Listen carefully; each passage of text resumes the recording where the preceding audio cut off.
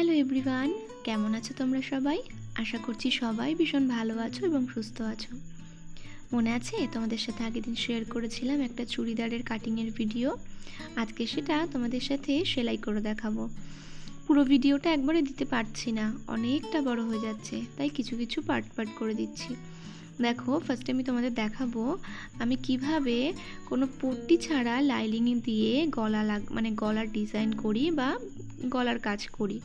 তো এটা যেহেতু একটা ডিজাইনার গলাই ছিল, মানে এটা ডিজাইন করাই ছিল, তাই আমি শুধুমাত্র সেই মাপে কেটে নিয়েছিলাম।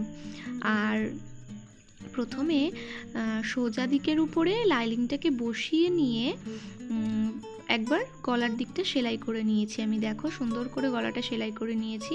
আর সেলাই করে নেওয়ার পরে এই যে বাড়তি লাইলিং যেটা থাকে না, সেটা একটু ছেটে ফেলতে হয়, তাহলে গলাটা উল্টোতে খুব সুবিধা হয়।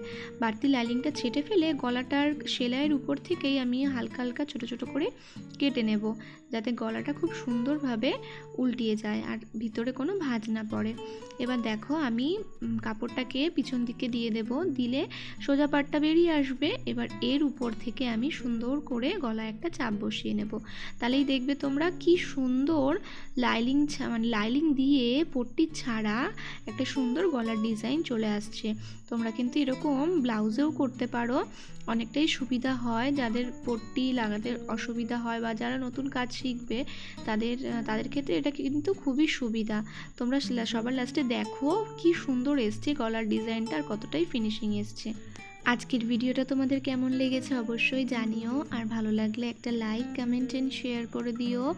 আর এর পরের পার্টগুলো তোমাদের সাথে কয়েকদিনের মধ্যেই আমি শেয়ার করে দেবো। তোমরা দেখে জানিও যে চুড়িদারটা কেমন লাগছে আর ফাইনাল লুকটাই বা কেমন তোমাদের লেগেছে।